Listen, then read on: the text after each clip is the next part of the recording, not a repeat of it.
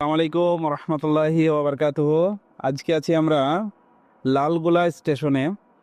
আসলে আমাদের ইচ্ছা ছিল যে লালগোলা স্টেশনের শেষ দেখব। তো আলহামদুলিল্লাহ আপনাদের দোয়াতে আজকে রমজান মাসের 9টা রোজা হয়ে গেল।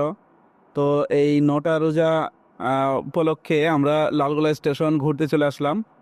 তো এখানে এসে খুব ভালো লাগলো, মানুষের সংস্কৃতি, মানুষের আচার ব্যবহার খুব ভালো লাগলো। তার সঙ্গে সঙ্গে আরেকটা বিষয় জানাই, আজকে হচ্ছে আহ, ভোটার লিস্টের মানে ফাইনাল যে লিস্ট বের হওয়ার দিন 28শে ফেব্রুয়ারি নির্বাচন কমিশন আজকে এই লিস্ট বের করবে। তো আপনারা অবশ্যই আপনার নিজের লিস্ট দেখে নেবেন এবং নিজের মতামত, আহ, নিজের নাম আছে কিনা দেখবেন ভালো করে। কারণ এটা এতটা গুরুত্বপূর্ণ যে আপনি দেশের নাগরিক হিসেবে যে দেশে বসবাস করবেন, সেই দেশ অনুযায়ী যদি আপনার নাম না থাকে তাহলে সমস্যা, তাই না?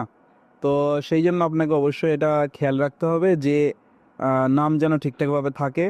আর এই জন্যই আরেকটা বিষয় কথা বলি যে আমরা লালগোলা স্টেশনে এখন ট্রেনের মধ্যে বসে আছি। ট্রেনটা ছাড়বে 11টা প্রায় 10 বা 18-তে ছাড়বে। তো এখান থেকে বেলডাঙ্গা যেতে আমাদের সময় লাগবে প্রায় 1 ঘন্টা। 1 ঘন্টা মানে প্রায় 12:30 বেজে যাবে বেলডাঙ্গা পৌঁছাতে। তো যাই হোক, আমাদের আশা ছিল ঘোরা হয়ে গেল। আমরা এখন ট্রেনের মধ্যে বসে আছি। আপনারা আহ, যদি যাদের ইচ্ছা আছে ঘুরতে তারা চলে আসবেন, লালগোলা ঘুরে যাবেন। লালগোলার পর আর ট্রেন যাবে না, শেষ সীমানাটাও দেখবেন। আর লালগোলা আশেপাশে পরিবেশটাও খুব ভালো, মানে একদম গ্রিন গ্রিন পরিবেশ, ঠিক আছে?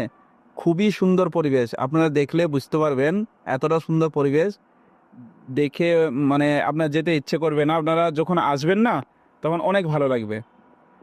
তো যাই হোক, আজকে ব্লগটা এই পর্যন্তই শেষ করি।